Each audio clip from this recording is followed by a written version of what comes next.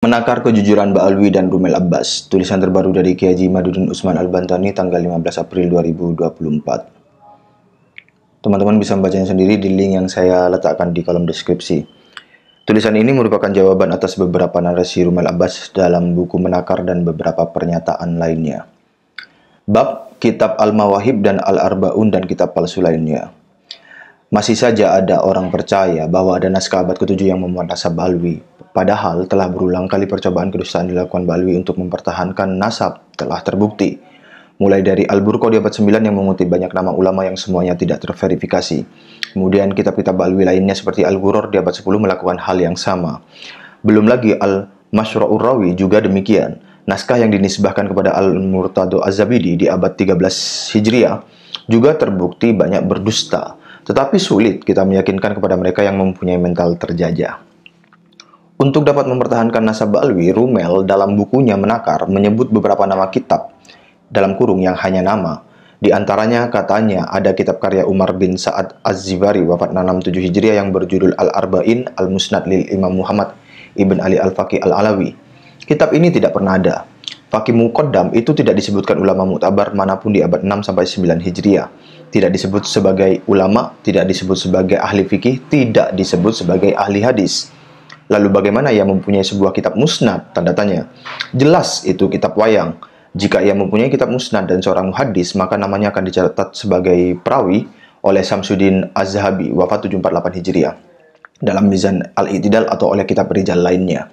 Nyatanya, tidak ada satupun kitab tentang perawi hadis di antara rentang hidupnya Faqih Muqaddam yang mencatat namanya sebagai ahli hadis.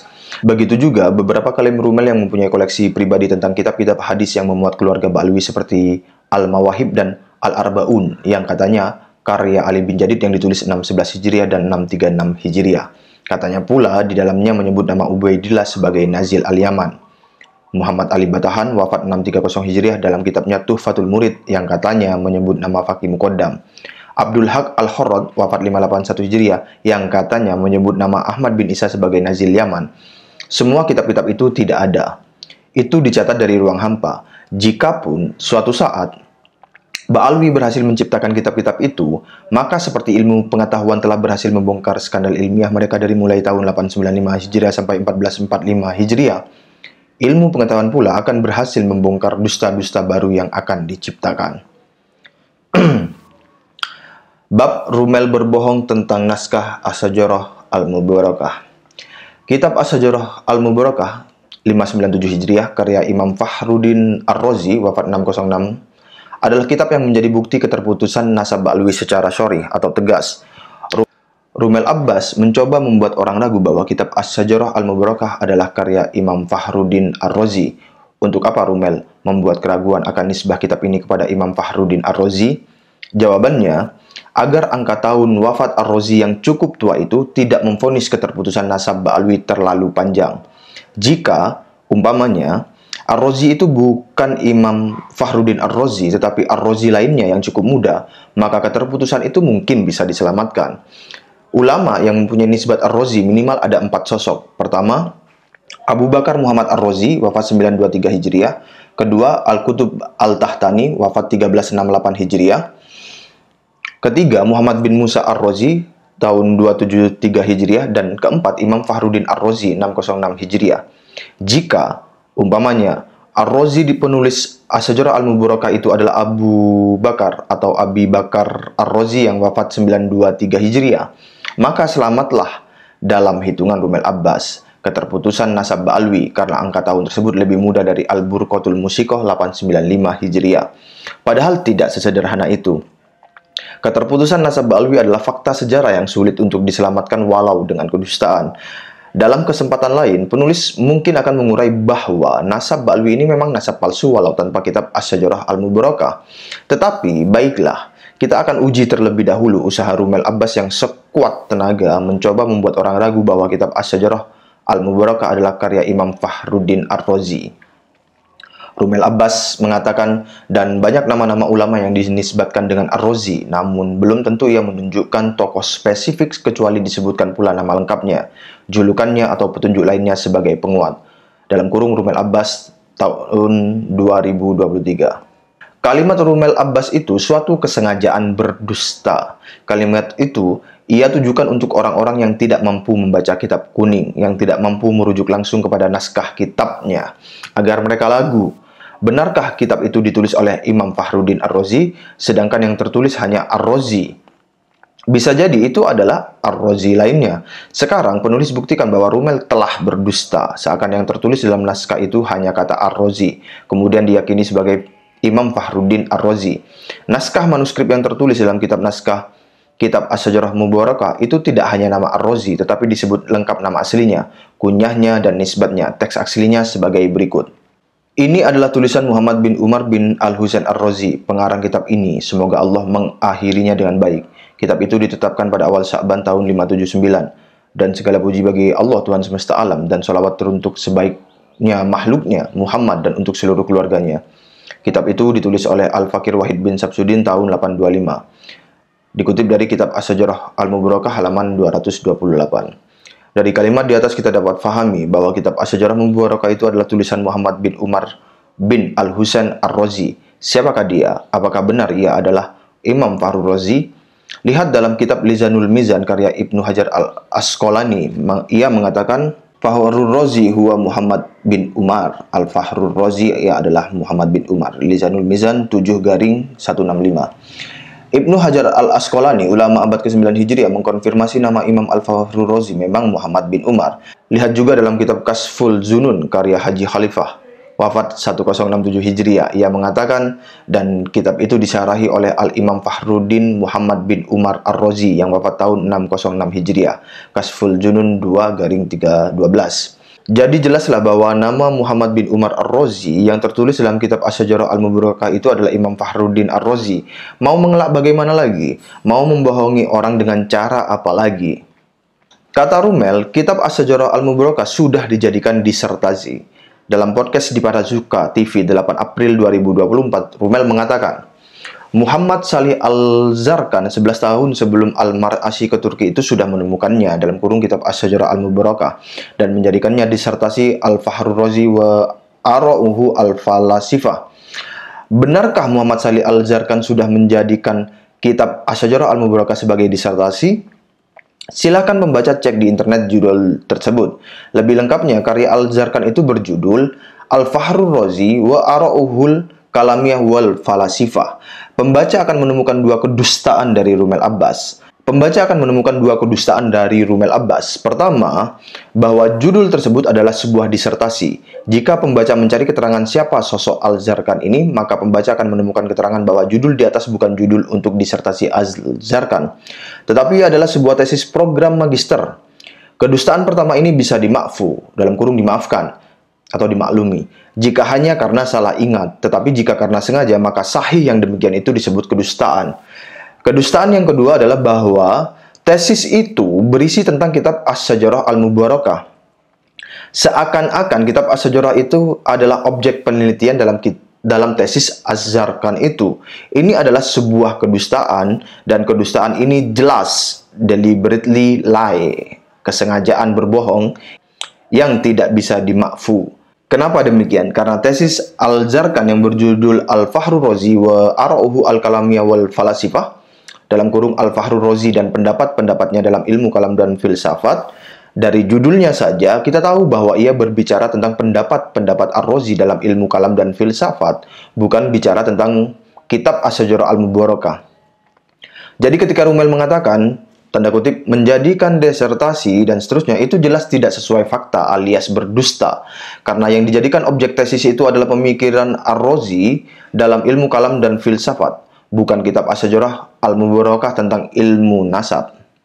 Rumel juga menyatakan bahwa Al-Zarkan meragukan kitab As-Sajarah Al-Mubarakah sebagai kitab nasab karya Al-Fakhrur Razi. Jika kita membaca kitab Al-Zarkan di atas, maka kita akan mengetahui ketika ia membahas tentang kitab-kitab karya Al-Razi, Al-Zarkan mengklasifikasikan karya-karya itu ke dalam 3 kelompok. Yang pertama, kitab-kitab yang sahihun nisbah, sahih nisbahnya dengan yakin, maskukun nisbah, yang diragukan nisbahnya, dan yang ketiga manhulun nisbah, dinisbahkan kepada Ar-Razi padahal telah jelas itu bukan karya Ar-Razi. Ketika Al-Zarkan mengklasifikasikan As-Sajarah Al-Mubarakah kepada yang diragukan nisbatnya kepada Ar-Razi, itu sangat wajar karena ia belum melihat secara langsung manuskrip kitab As-Sajarah Al-Mubarakah. Dalam kitab itu ia hanya mengatakan bahwa manuskrip itu ada dua. Pertama terdapat di Jona dalam kurung tahun 1755. Yang kedua terdapat di perpustakaan Sultan Ahmad As-Salis. Keterangan itu bukan karena ia telah menemukan manuskrip itu atau ia mengunjungi kedua perpustakaan itu, tetapi karena ia membaca sebuah kitab katalog manuskrip yang terdapat dalam kitab katalog berjudul Fihris Ma'had Al-Makhtutat Juz 2 halaman 455, sebagaimana dijelaskan dalam footnote kitab Al-Zarkan tersebut. Sangat wajar Al-Zarkan meragukan kitab itu sebagai karya Ar-Razi karena ia belum melihat bentuk fisiknya atau membaca mikrofilmnya, dan karena memang kitab itu baru ditahqiq oleh Syekh Mahdi Ar-Rojai dan diterbitkan pada tahun pada tahun 1409 Hijriah. Jika ia telah membaca manuskrip atau kitab tersebut dan membaca di akhir kitab itu bahwa kitab itu ditulis berdasarkan salinan asli tulisan Imam Fakhruddin Ar-Razi, maka ia akan mengklasifikasikannya dalam klasifikasi pertama, yaitu kitab-kitab yang sahih sebagai karya Imam Fakhruddin Ar-Razi. Bab Rumel tidak paham makna muhtasor dalam ilmu nasab.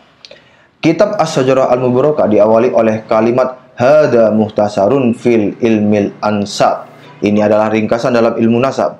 Kata Rumel, jika penulis mengklaim naskahnya sebagai muhtasar, ringkasan, apakah mustahil jika terdapat banyak nama yang tidak ia cantumkan, seperti Ubaidillah bin Ahmad Al-Muhajir misalnya? Pertanyaan itu mengindikasikan Rumel tidak memahami makna muhtasar secara umum dan makna muhtasar dalam ilmu nasab secara khusus. Suatu muhtasar, ringkasan, tidak boleh mengurangi dari muradul kalam, maksud pembicaraan. Ia hanya mengurangi dari tatwilul kalam, dalam kurung memperpanjang pembicaraan. Seperti pada halaman pertama kitab As-Sajarah Al-Mubarakah tersebut, Imam Fakhruddin Ar-Razi atau Imam Fakhrur Razi menyebutkan anak yang berketurunan dari Sayyidina Ali ada 5. Padahal keseluruhan anak Sayyidina Ali banyak. Para sejarawan mencatat mencapai 18 anak. Tetapi yang disebutkan oleh Imam Fakhrur Razi hanya 5 yang berketurunan saja. Kenapa?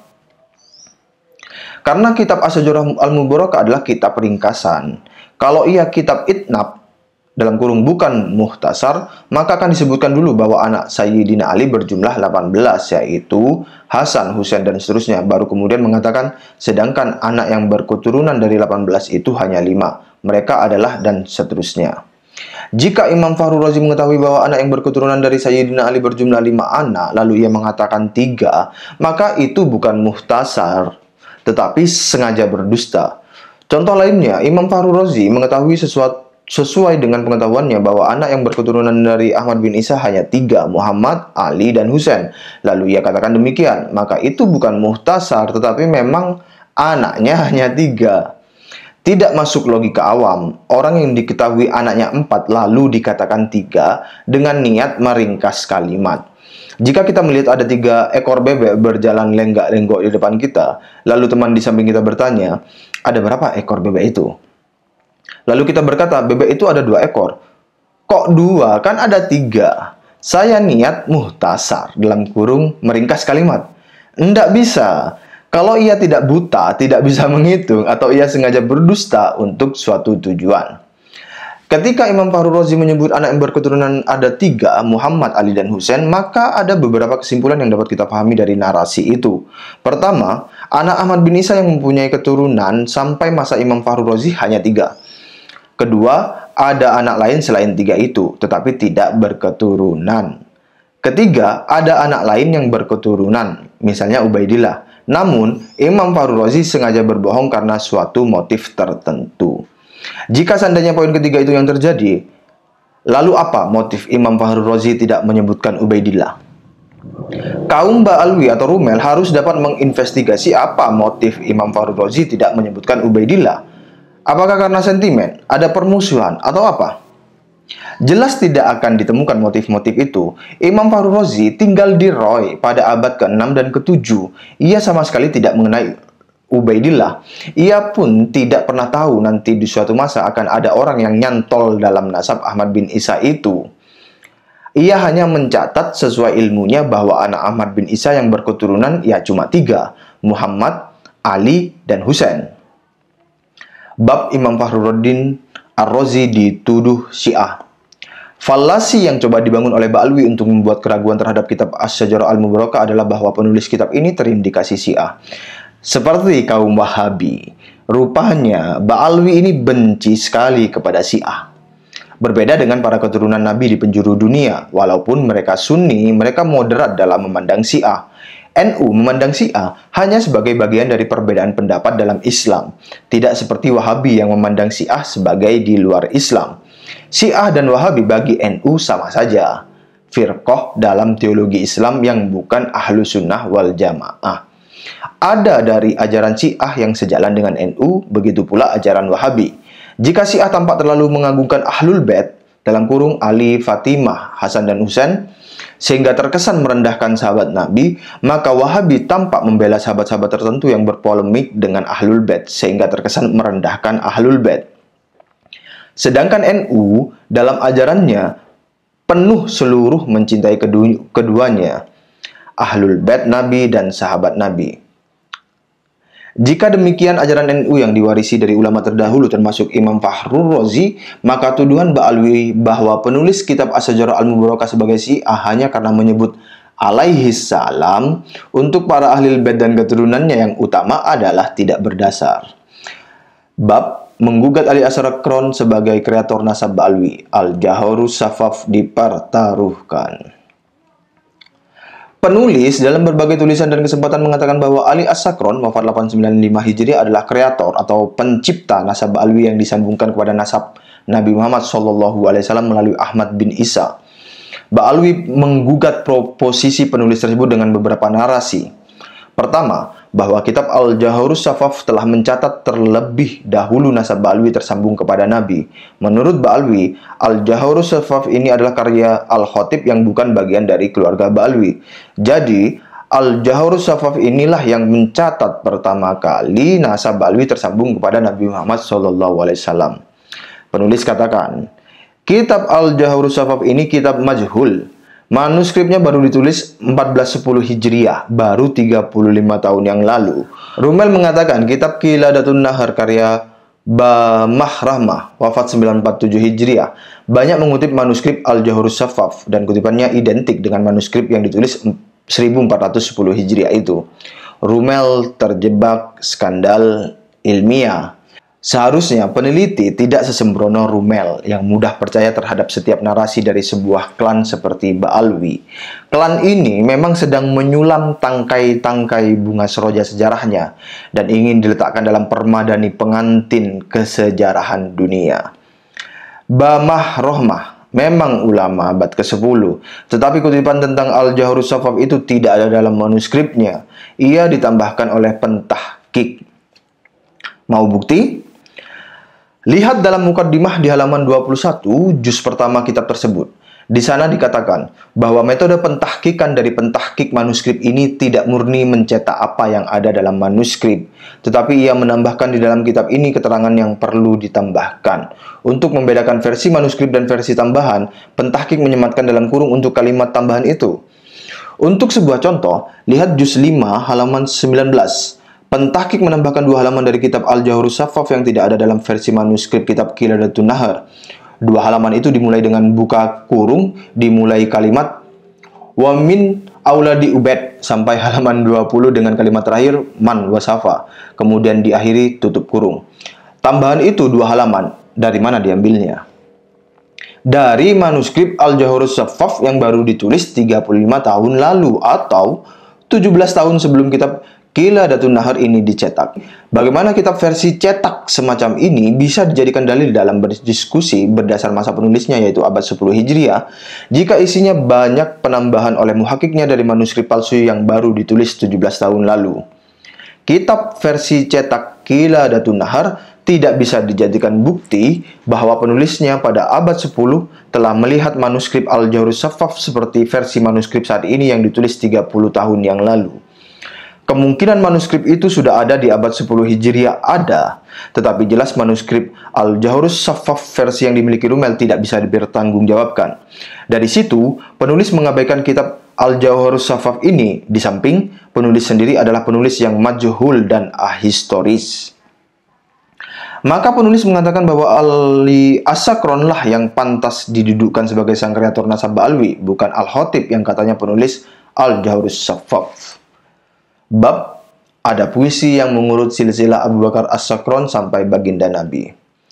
Kata Rumel, dalam kurung, bukti ketersambungan nasab keluarga Ba'alwi adalah adanya puisi yang mengurut silsilah Abu Bakar As-Sakron sampai baginda Nabi. Selain nama penulis puisi, seharusnya Rumel menyebutkan puisi ini untuk siapa. Dari situ akan diperkirakan umur penulis puisi dalam diskursus keterputusan ini. Silakan membaca lihat Kitab Al-Burqat, karya Ali As-Sakron halaman 149 sampai 150.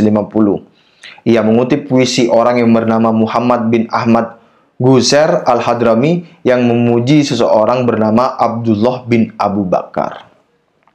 Siapa Abdullah ini? Tidak lain, ia adalah kakak atau adik dari Ali As-Sakron sendiri.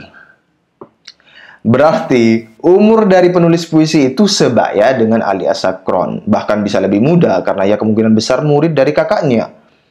Sangat besar kemungkinan juga Ali As-Sakron meminta Muhammad Al-Hadrami untuk membuat puisi sesuai nama silsilah yang ia berikan terlebih dahulu. Bahkan, bisa jadi puisi itu karya Ali As-Sakron sendiri lalu diatasnamakan orang lain. Kecurigaan semacam itu pantas diberikan untuk penulis dari klan Ba'alwi mengingat skandal ilmiah yang sering kita dapatkan. Narasi-narasi Ba'alwi dan Rumel Abbas tentang kitab-kitab abad ke-7 sebenarnya sia-sia, karena padamnya listrik di dalam rumah itu bukan hanya karena semrawutnya rangkaian kabel-kabel, tetapi karena instalasi listriknya memang tidak tersambung ke tiang listrik. Sampai sekarang tidak ada yang bisa membawa dalil kitab abad ke-4 sampai 9 tentang hijrahnya Ahmad bin Isa ke Yaman.